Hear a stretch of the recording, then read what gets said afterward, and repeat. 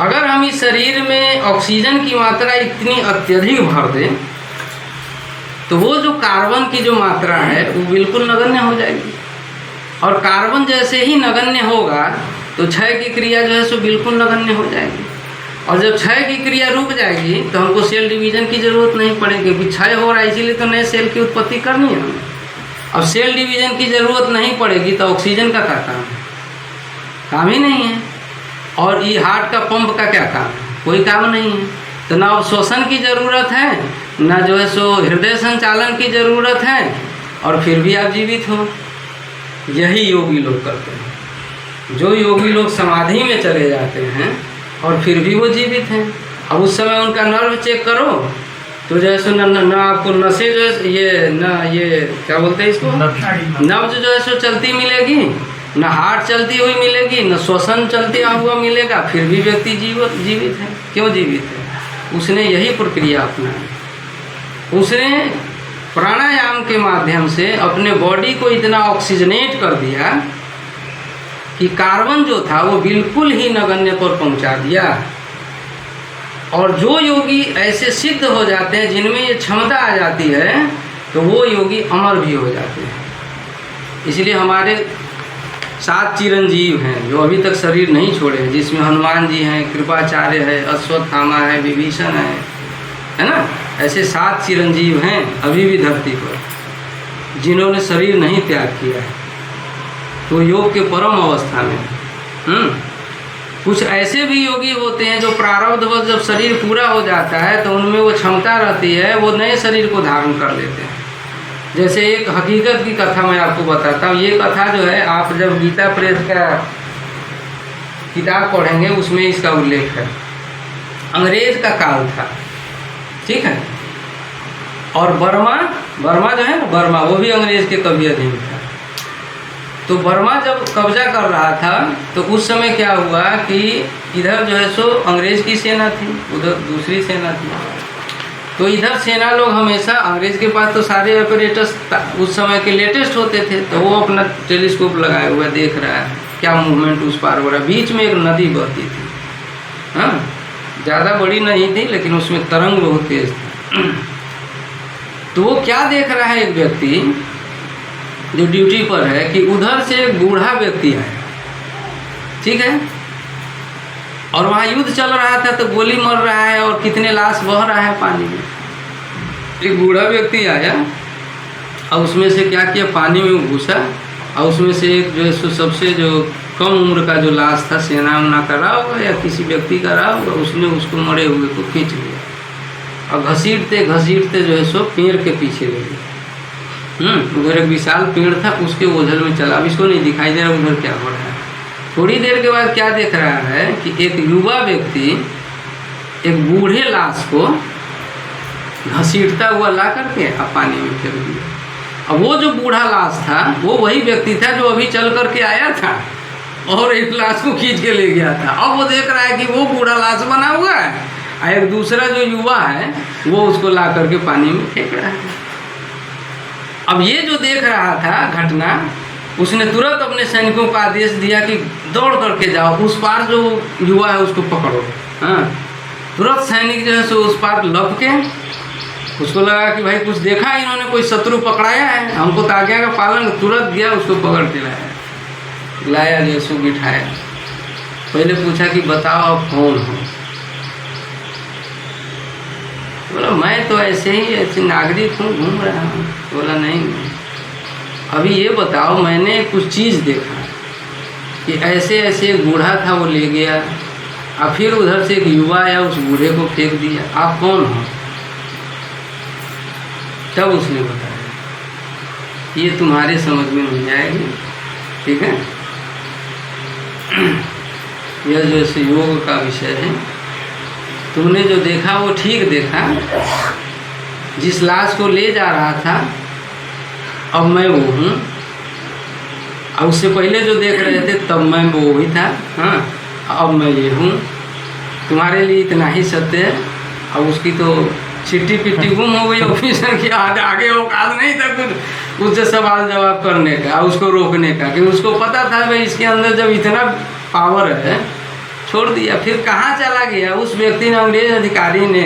भारत छोड़ने तक वो रिसर्च करता रहा, सोचता रहा कि वो व्यक्ति पुनः कभी मिले, लेकिन कभी उसको मिला नहीं, जीवन में तलाशता रहा। योग में वो क्षमता है। जब सुनोगे ये कैसे कर लेता है योगी, तो उसका भी जो है साइंस है हमारे पास, क्रिया योगी के पास। उसको पूरी अष्टक कहते हैं। पूरी अष्टक, अष्टक माने 8, पूरी अष्टक। हाँ, पूरी अष्टक पर जब हमारा कंट्रोल हो जाता है तो उस पूरी अष्टक को हम निकाल करके या किसी भी दूसरे शरीर में प्रवेश कर सकते हैं, जिसको आदि गुरु शंकराचार्य जी ने किया था, पर काया प्रवेश। आदि गुरु शंकराचार्य जब शास्त्रार्थ करने जब निकले थे, तो सबसे पहले जो है जब गुरु से 3 वर्ष रहे गुरु के पास, और 3 वर्ष में उन्होंने जो है भक्ति योग, ज्ञान योग, कर्म योग सबको सिद्ध कर लिया। और उसके बाद उनके गुरु का आदेश हुआ कि अब जाओ अद्वैत का प्रचार करो। तो सबसे पहले उस समय जो है जो विद्वान थे उनका नाम था कुमारिल भट्ट। कुमारिल भट्ट सबसे बड़े विद्वान पुरुष थे। तो हुआ कि भाई अगर उनको परास्त कर देते हैं तो फिर समझ लो समस्त भारत ही परास्त हो जाएगा। कुमारिल भट्ट के पास गए, पहुँचे।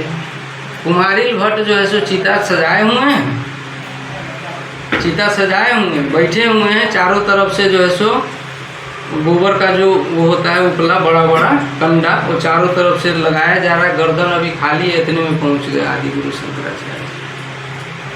प्रणाम आचार्य। कौन? मैं आचार्य शंकर, मैंने तुम्हारा बड़ा नाम सुना है प्रभु, मैं आपसे शास्त्रार्थ करने आया। तो बोला कि मैं तो शास्त्रार्थ नहीं कर सकता क्योंकि मेरे पास अब समय नहीं है। क्यों नहीं है? तो बोले कि मैं प्रायश्चित कर रहा हूँ और प्रायश्चित स्वरूप मैं इस देह का त्याग कर रहा हूँ। कैसा कैसा महापुरुष भारत में हुआ और कैसा कलंकित साला से पैदा हो गया। ब्राह्मण कितना उच्च था। हाँ, मैं तो ब्राह्मणों की महिमा गाते और सोचते सोचते मैं पागल हो जाता हूँ। और क्या हो गया है ब्राह्मण। हाँ, उस कुमारिल भट्ट ने कहा तुम ही भट्ट हो, समझ गए? हाँ, तुम्हारे ही सगोत्री थे कुमारिल भट्ट। कुमारिल भट्ट ने जब बौद्धों का जब बहुत ज़्यादा आतंक हो गया, बौद्ध नास्तिक मत था, वेद को जलाने लगे, सब कुछ करने लगे। तो कुमारिल भट्ट एक बार जो है बनारस में गलियों से घूम रहे थे, तो एक कन्या जो है कुमारी कन्या एक ऊपर से रो रही थी। तो जब रोई तो उनके आंसू कुमारिल भट्ट के जैसे चेहरे पर गिरी। तो देखा कि भाई कौन क्रंदन कर रहा है। तो वो जो है कन्या बोल रही है कि क्या इस जगत में कोई ऐसा नहीं है जो वेदों का उद्धार कर सके, जो वेदों की रक्षा कर सके।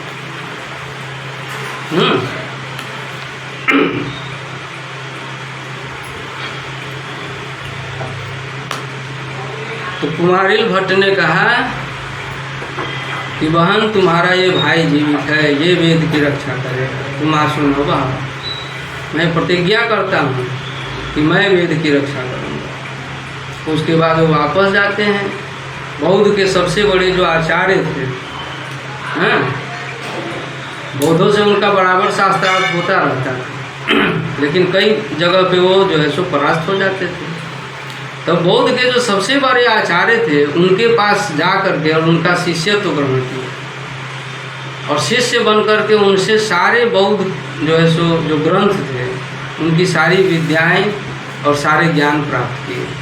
और ज्ञान प्राप्त करने के बाद अब उन्होंने उसी बौद्ध को जो है ललकारा कि मैं आपसे शास्त्रार्थ करूँगा, और अगर आप परास्त हो गए तो आज से वेद का आप स्पर्श नहीं करेंगे, कोई भी बौद्ध नहीं करेगा। तो बोला ठीक है। और उन्होंने शास्त्रार्थ किया और अपने गुरु को ही पराजित किया। अब यह जो देखो सनातन क्या परंपरा है, वेद की रक्षा के लिए किया, वो सनातन से अलग था। लेकिन उन्होंने कहा कि यह मेरे से अपराध हुआ क्योंकि मैंने गुरु से शास्त्रार्थ किया और उनको पराजित किया। ये अपराध हुआ मुझसे। कितने बड़े व्यक्ति थे बताओ, वेद की रक्षा के लिए किया, लेकिन उसके बाद भी सिद्धांत अपने जगह है। ये तो कार्य हमने कर दिया ठीक है, लेकिन ये तो गलत किया।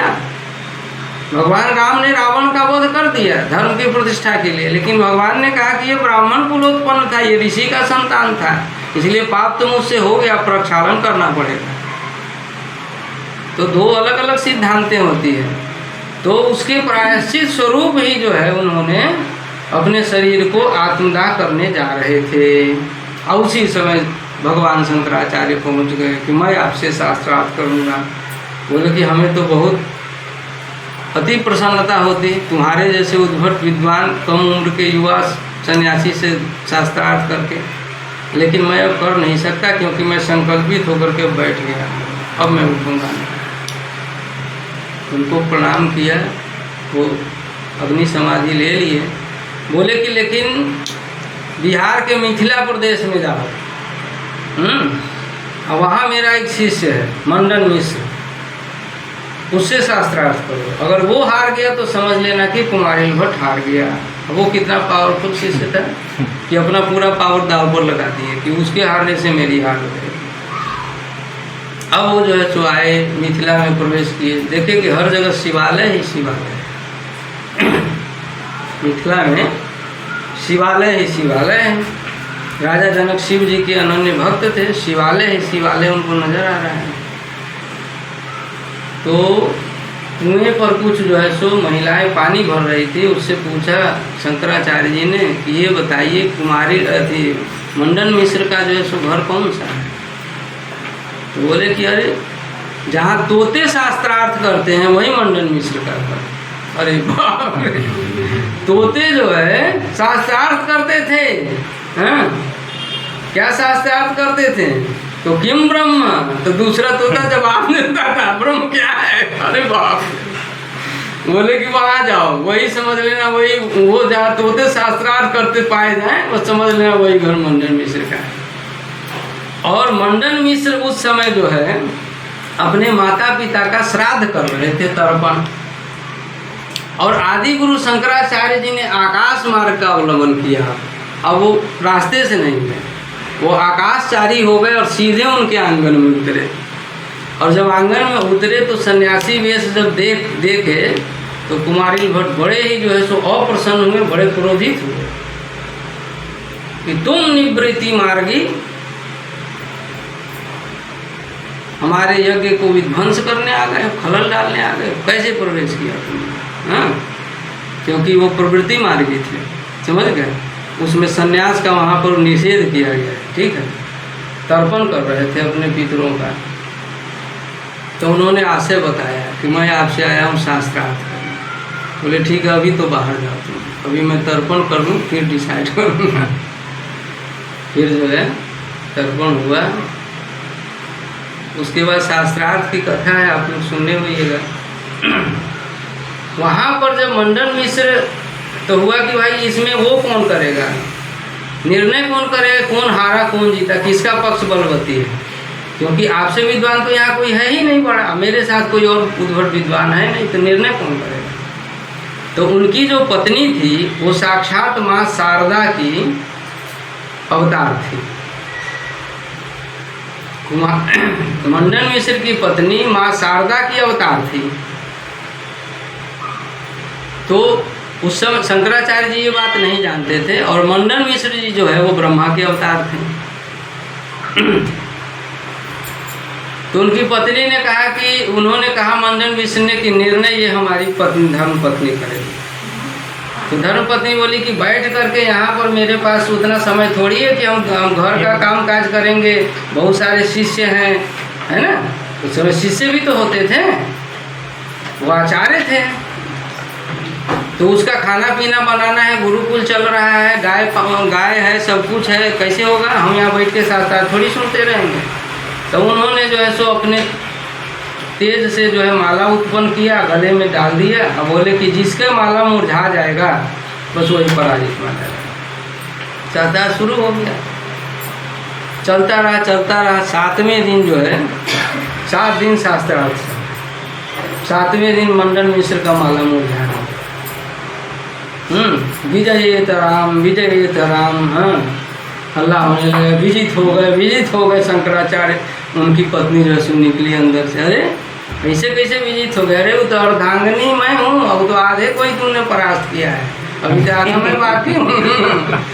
तो आदि गुरु शंकराचार्य ने कहा कि हम सन्यासी हैं, हम स्त्रियों से जो है संभाषण नहीं करते, तो शास्त्रार्थ कैसे कर सकते हैं? तो बोले कि तुम किस सिद्धांत को लेकर के आए हो यहाँ पर स्थापित करना? तो अद्वैत मत है, क्या तुम्हारा सिद्धांत है?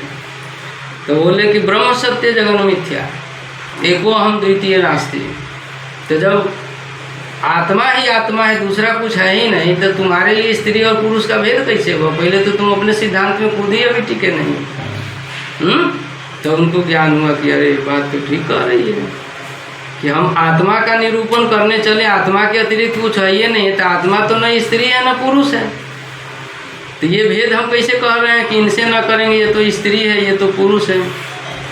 पहला ज्ञान तो महात्मा ने वहीं पर कराया है, शारदा के अवतार है ना भाई, तो शारदा तो ज्ञान देगी अंत में। अब शास्त्रार्थ शुरू हुआ, अब शास्त्र बेटा भी कम नहीं है भाई उनका, शंकराचार्य जी भी वैसे ही हैं, माँ भी परास्त होने लगी,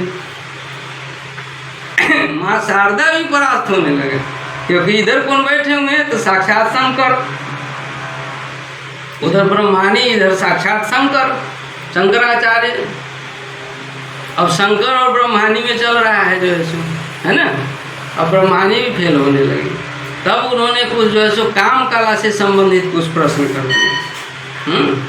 हमारे यहाँ वो भी एक विद्या है, महर्षि पाणिनि उसके रचयिता हैं, उस पुस्तक का नाम है काम सूत्र।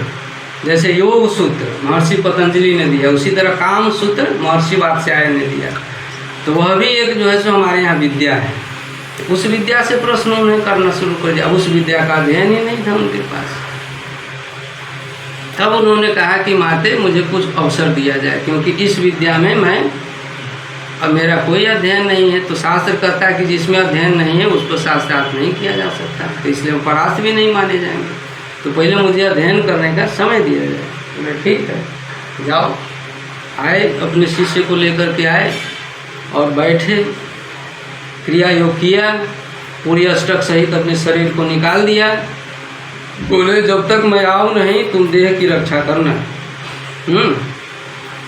और दूसरे प्रदेश में एक राजा जो है सो मरा हुआ था, और वो जो उसका अब अग्नि संस्कार होने वाला था, और वो राजा बड़ा ही जो है सो अहंकारी दुराचारी टाइप का था, बस उसी के राजा में प्रवेश कर। अब जैसे अग्नि संस्कार होने वाला हरकत होगी, अरे राजा जी गए उठा के सब ले गया जो सब। अब राजा आ गए अपने घर, बड़ा जो है उत्सव होने लगा राज्य में, बहुत अच्छा। अब राजा की रानी है, उनके साथ राजा रहने लगे। अब राजा की प्रवृत्ति चेंज, पहले जो दुराचार था ये था वो था, अब कुछ है ये नहीं, क्योंकि उसमें तो आत्मा किसी और की है। अब रानी के साथ रह करके उन्होंने क्या किया कि सारे जो है सो काम विद्याओं का अध्ययन कर लिया। अध्ययन करके अब कहिए कि वे अध्ययन किया तो फिर उनका तो संन्यास खंडित हो गया? नहीं, संन्यास खंडित नहीं हुआ। क्योंकि कोई जरूरी नहीं, अध्ययन करने के लिए आपको संसर्ग ही करना पड़ेगा, ठीक है। तो ऐसा करके और फिर वापस उस शरीर में आ गए। राजा फिर मर गया, तब तो बहुत ढूंढ रहा था उनका शरीर को, कि सुना है जो है शंकराचार्य पर काया प्रवेश किया, इसके शरीर को जला देते मामला ही खत्म साला हमेशा। और ढूंढ भी लिया था, जब तक आए शंकराचार्य जी के शिष्यों पर धावा बोले तब तो शंकराचार्य जी प्रवेश कर गए उसमें। तो पूरी अष्टक होता है, पूरी अष्टक सहित जो है योगी के अंदर क्षमता है कि पूरी अष्टक सहित वो शरीर को निकाल सकता है, अपने सूक्ष्म शरीर को।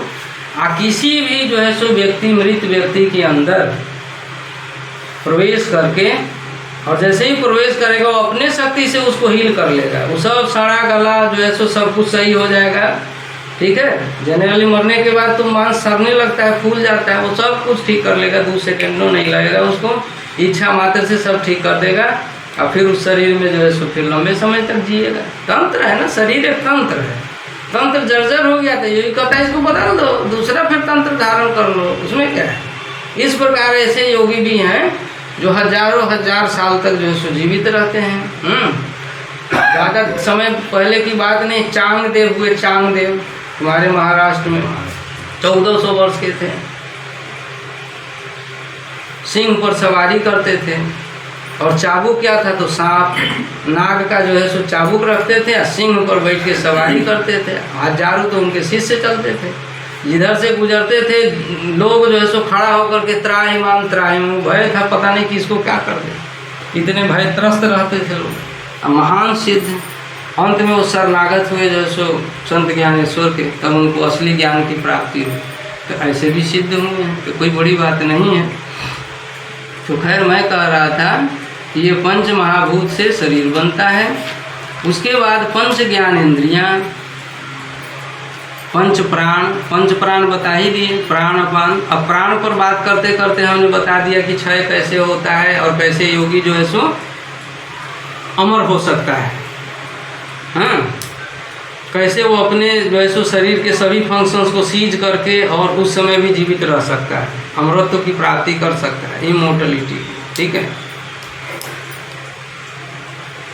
तो वो हो गया प्राण पर चर्चा करने पर ये बात हुई थी। फिर अपान का काम क्या है? अपान वायु का कार्य शरीर से जितना भी उत्सर्जन होता है, चाहे पसीना बह रहा हो, चाहे मल उत्सर्जन हो रहा हो, ठीक है, चाहे नाक से जो है सो निकल रहा हो, गंदगी कान से निकल रहा, वो सब बाहर जो फेंकने का कार्य शरीर से वो अपान वायु का है।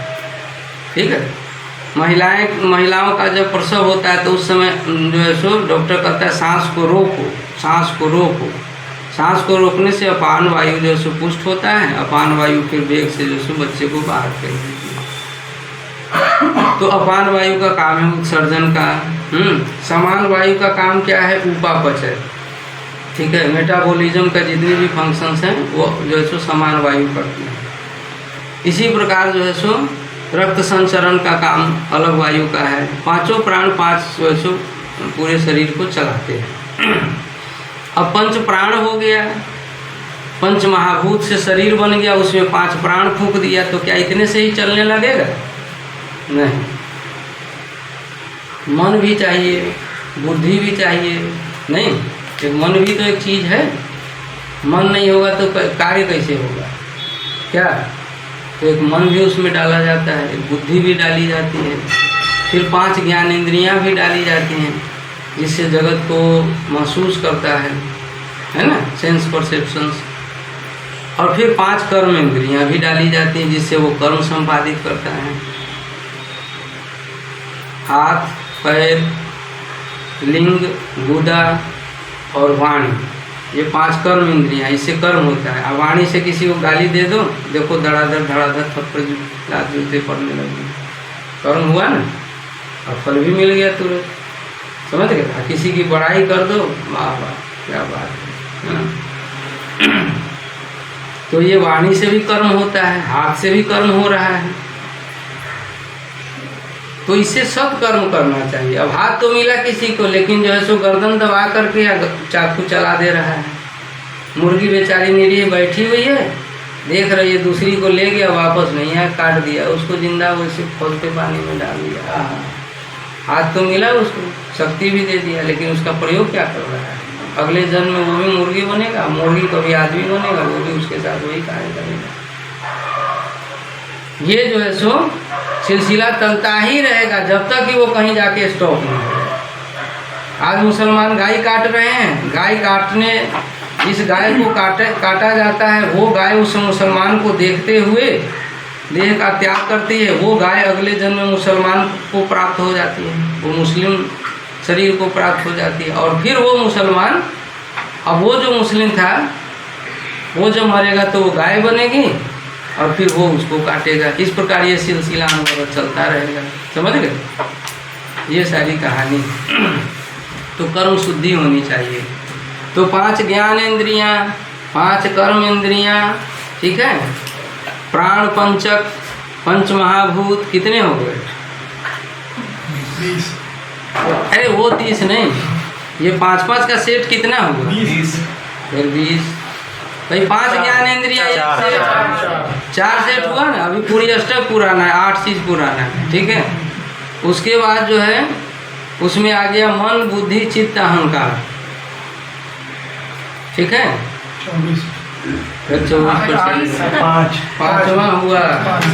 ठीक है, अविद्या, काम और कर्म कितने हो गए? 6।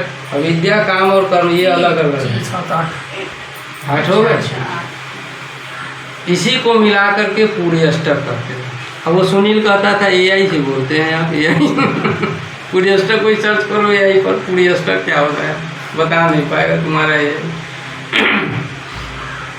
समझ गए? प्राण पंचक, ज्ञानेन्द्रिय पंचक, महाभूत पंचक, अविद्या, काम, कर्म, अंतःकरण पंचक।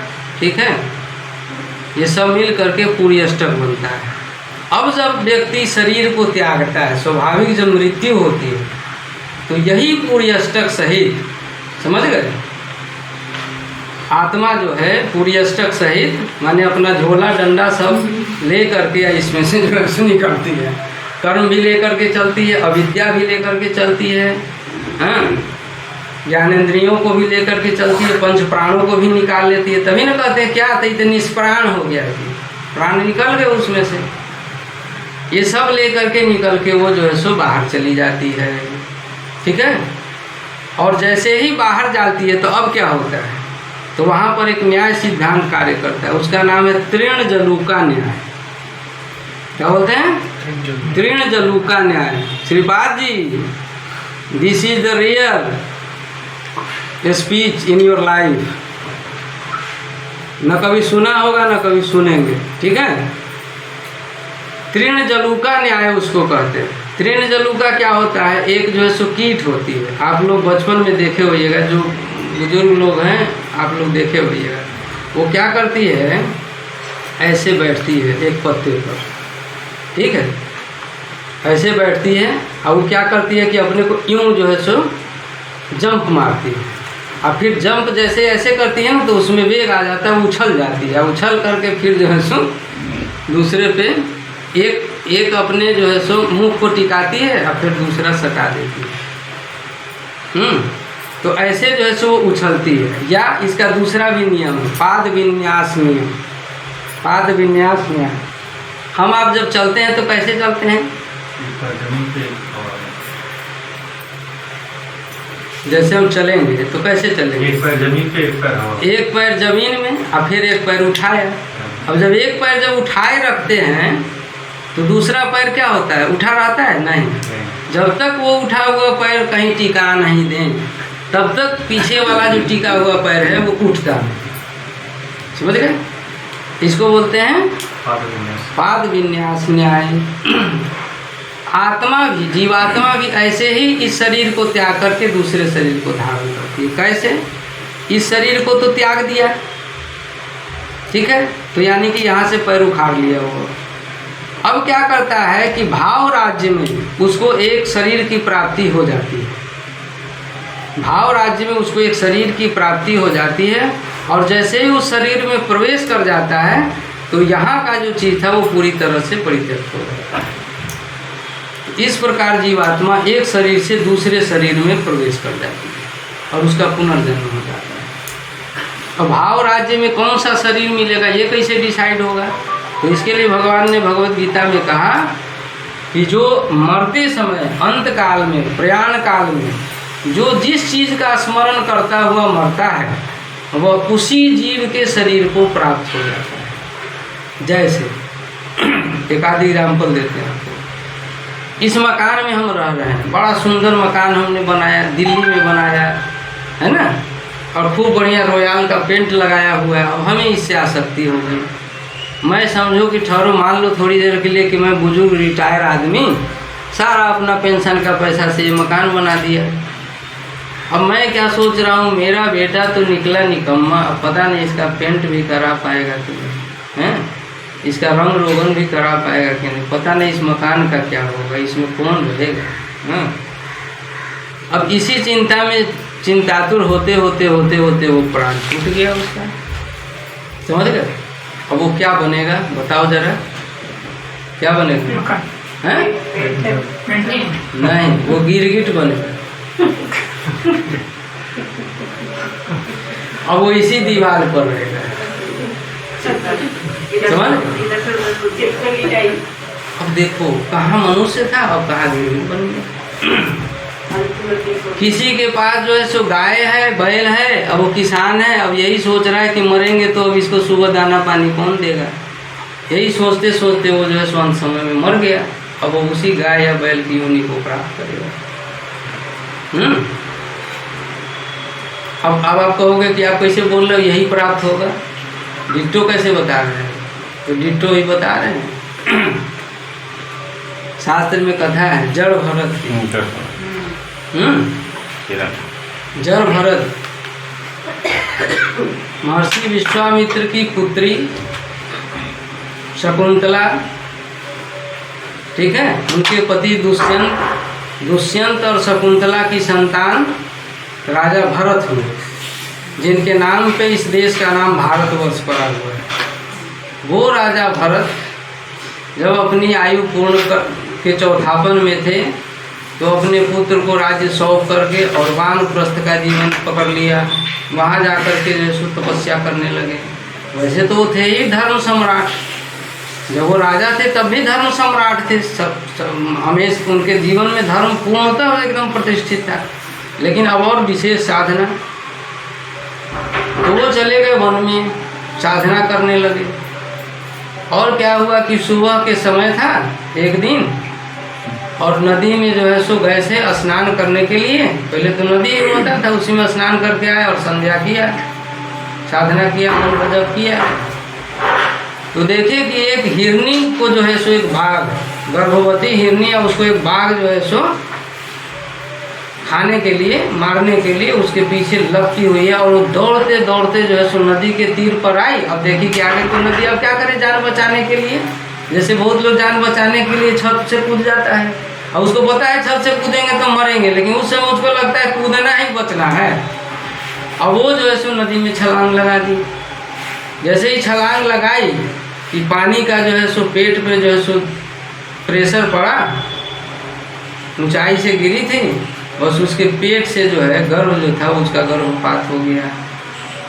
अब उसमें से जो है सो मृग का बच्चा छोटा सा निकल करके, वैसे उसके दिन पूरे हो गए थे, जन्म होने ही वाला था, वो बहता हुआ जो है सो ये दृश्य देख रहे हैं भरत, राजा भरत देख रहे हैं, बहता हुआ आ रहा है। राजा भरत लपक करके उसको उठा लिए। दया आ गई उनको, दया करना भी चाहिए जीव के ऊपर। ले आए उसको, आश्रम में ले आए। अब उस दिन की संध्या नहीं हुई उनको, भीगा हुआ है, नया जन्म लिया, अभी गर्मी चाहिए शरीर में, मर न जाए ठंड से। अब उसको जो है सो कपड़े उपड़े में लपेट रहे हैं। अब देख रहे हैं कि अभी नवजात है, अगर छोड़ करके कहीं गए तो अभी कोई न कोई आकर के कुत्ता जो है सो, शिकारी कुत्ता सब तो और खतरनाक होता है जंगल का। अब चाहे कोई भी आ जाएगा जीव, इसको चपेट देगा, खा जाएगा इसको। अब उस दिन की संध्या छूट गई, दूसरे दिन की भी छूट गई, समझ गया। उसी की रखवाली करने लगे। अब करते करते धीरे धीरे अब अपने पास ही रखते हैं। अब देखिए कि संध्या छूट रहा है तो कोई बात नहीं, अपने पास ही रखते हैं, वहीं पर जप करते। अब वो बड़ा होने लगा। अब जब बड़ा हुआ तो क्या करते, जब ये संध्या करने बैठते जप करते तो कभी वो इनके पीठ पे आके जो है सो यूँ सटा देता है। हाँ, अब इनको भी बड़ा मजा आता है, जैसे लगा कि बेटा है मेरा, पुत्रवत स्नेह करने लगे उससे। कभी वो जो है सो उछल करके इधर माला जप रहे हैं, गोदी में आके बैठ जाता है। हाँ, कभी वो जो है सो अपने छोटे छोटे सींग से इनका कान ऐसे ऐसे करने लगता है। अब इनको बड़ा मजा आता है, इनको लगता है हाई तो एकदम इतना जो है सो प्रियता उसमें हो गई, पुत्रवत हो गया। अब एक दिन क्या हुआ, जब वो बड़ा हो गया था, वो मृगों के झुंड में कहीं चला गया। अब उस शाम में आया नहीं। अब राजा भरत को बड़ी चिंता होने लगी कि कहाँ चला गया, कहीं कोई उसको मार तो नहीं दिया, हाँ क्या हुआ होगा, पता नहीं कहाँ रह गया। अब यही चिंता कर रहे हैं रात में। और वो तो किसी दूसरे जो है सो झुंड में चला गया हिरणों के। अब यही चिंता करते करते करते करते उनका आयु पूरा होना था, आयु पूर्ण हो गया। और उस समय मन में यही मृग का बात चल रहा था कि पता नहीं कहाँ गया, पता नहीं कहाँ गया, बस अगला जन्म मृग का हो गया। लेकिन वो तो पूर्व जन्म में जब राजा थे तभी धर्म सम्राट थे, और उसके बाद भी बहुत जप तप किया था। तो एक ईश्वर की कृपा ये हुई कि उनको पूर्व जन्म का स्मरण बना हुआ था। बेशक शरीर तो मृग का मिल गया, लेकिन वो जानते थे कि मैं इस बार मृग बन गया हूँ और पूर्व में मैं राजा था, ये उनको स्मरण उनके पास था। अब वो समझ गए कि ना, ये तो जो है सो किसी भी सांसारिक वस्तु में प्रियता करना, ये तो जो समझ लो अपना जीवन बर्बाद करना। हम तो कहाँ मुक्ति के लिए आए थे, और हम कहाँ मृग के जो है सो स्नेह पास में फंस गए, और उसके चक्कर में मैं मृग बन गया। सुन रहे हैं जी? जी, आपको विशेष रूप से सुनना है, क्योंकि आपके साथ भी यही कहानी है। आपको भी दया आ गई, आपने उसको उठा के ले आए, घर में पालने लगे, समझ गए। अब आगे आपकी भी कहानी कुछ कुछ ऐसे ही होने वाली है। बी केयरफुल, समझ गए। अब अगला जन्म प्रारब्धवश, प्रारब्ध में जितनी आयु थी उतनी आयु, अब वो क्या किए कि जो है सो एक ऋषि का आश्रम ढूंढे, वहीं जाकर के वहीं पड़े रहते, कहीं चरने उड़ने नहीं जाते, जो ऋषि दे देता वही खा लेते।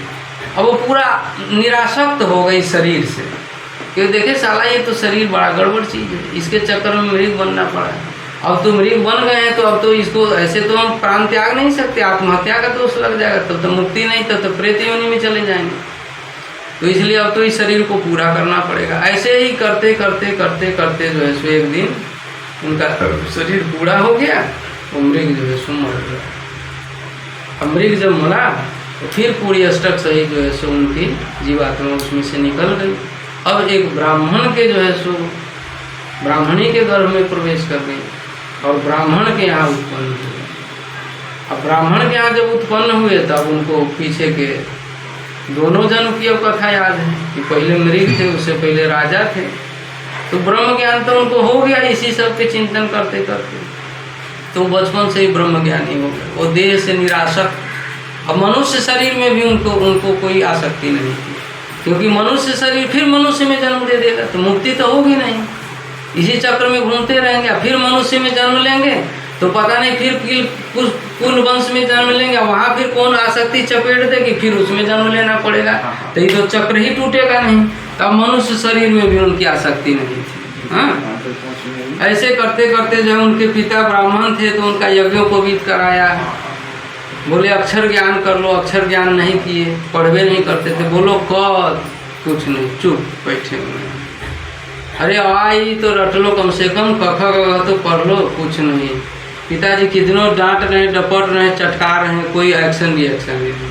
वो तो विद्वान है, वो तो सब जाने हुए हैं, वो देखे कि अब ये पढ़ेंगे फिर जपना पड़ेगा, फिर इसके लफड़ा में, फिर कर्मों के बंधन में फंसना पड़ेगा, वो भी तो कर्म है। तो उनका नाम पड़ गया जड़ भरत, एकदम जड़वत रहते थे, ब्रह्म ज्ञानी थे। अब आगे कथा और आगे है, आगे नहीं चलेंगे, बस ये प्रमाण देने के लिए कि मरते समय जिस वस्तु का चिंतन करते हुए आप मरोगे उसी वस्तु की प्राप्ति हो जाएगी, माने उसी में आपका जन्म हो जाएगा। तो इसलिए अभी आप मनुष्य बने हैं, कितना बढ़िया अवसर है। जाड़ा आ गया तो कंबल में अपने को छुपा लिए, बरसात आ गया तो खूब सुंदर जो है सो मकान में छुप गए, गर्मी आ गया तो एसी चला लिए। तो कुछ तो ऐसा कर्म करें कि पुनश्च हमें मनुष्य की ही शरीर प्राप्त हो, न देवत्व की प्राप्ति हो, तो मनुष्यत्व में तो रहें कम से कम, क्या कि अन्य योनियों में चले जाएं, फिर उनकी रक्षा कौन करेगा? कुत्ता को कौन रक्षा करने वाला है? पेड़ बन गया, उस पेड़ की रक्षा कौन करने वाला है? सर्दी गर्मी बरसात सह रहा है, वो गर्मी से सड़क के किनारे पेड़ सबका हाल देखिए, एसी का गाड़ी चल रहा है, झुलस रहा है गर्मी में, उसको कितना कराहता होगा कि यहाँ थोड़ा देर विश्राम का मिले कि ठंडा हवा है, फिर पीछे से वो एसी का गाड़ी खोलता हुआ अग्नि निकालता हुआ जा रहा है। ओहो, क्या त्राही त्राही उसका जीवन कर रहा होगा, हैं? अंदर से तो वो भी कचोट रहा होगा कि इससे मुक्ति मिले, लेकिन कर्म वसात वो फंसा होगा। तो इसलिए कुछ तो ऐसा कर्म करें मनुष्य जीवन में। तो क्या कर्म करें? तो पहले कर्म शुद्धि करें, ये कर्म ही जो है पुनर्जन्म का कारण है। तो जहाँ पर भी काम कर रहे हैं ईमानदारी बरतें, घूस लूट लोभ ये सब में न पड़े, किसी की वस्तु पर बेमतलब का जो है सो आसक्ति न रखें कि ये चीज़ हमको प्राप्त हो जाए। दूसरे की वस्तु माने हड़पने की चेष्टा न करें। हर जीव में ईश्वर का अंश समझ करके उसके रक्षा का उपाय करें। हाँ, चिकन मटन ये सब खाना बंद करें, क्योंकि कालक्रम बता दिया कि आप भी चिकन बनिएगा, वो भी एक दिन आपको काटेगा। ये जितने गाइनोकोलॉजिस्ट हैं जो गर्भपात कर करके जिंदा ही उसको गर्भ में बच्चे को काट काट के निकाल देती है, एक दिन वो भी जो है सो उतनी बार जितनी बार उसने काटा है उतनी बार वो भी गर्भ में जाएगी, और जिसको काटा है अब एक दिन वो उसको काटेगी। वैसे ही ये क्रम सिलसिला चलता रहेगा। इसलिए कर्म शुद्धि बड़ी जरूरी है। ये सारी गलतियां जो हो रही, सारे जो कष्ट हो रहे हैं, किसी को कैंसर हो रहा है, अब तड़प रहा है वो व्यक्ति, एक डायलिसिस में जो सब तिल मिला जाता है, काहे हो रहा है भाई, तुम्ही को क्यों कैंसर हो रहा है? उसी परिवार में और भी तो लोग हैं, वही अन्न खाया, उसी माता पिता से, उसको तो कैंसर नहीं हुआ, उसी खास व्यक्ति को क्यों हुआ? उसके अपने कर्म।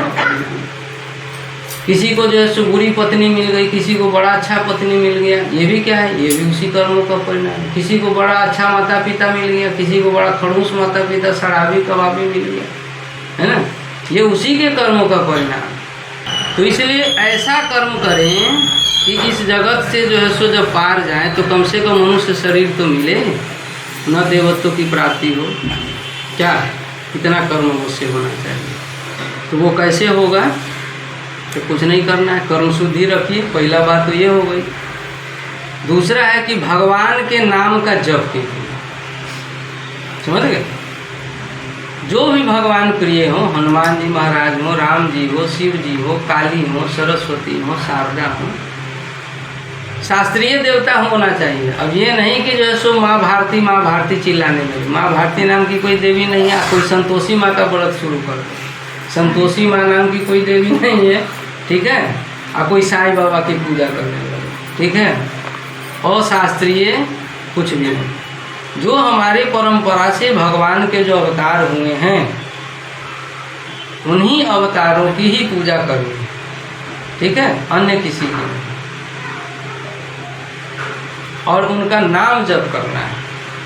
और उसमें भी और थोड़ा डीप जाना है तो दीक्षा ले करके नाम जप कीजिए। दीक्षा नहीं भी ले करके अगर नाम जप कर रहे हैं तो भी फल होगा।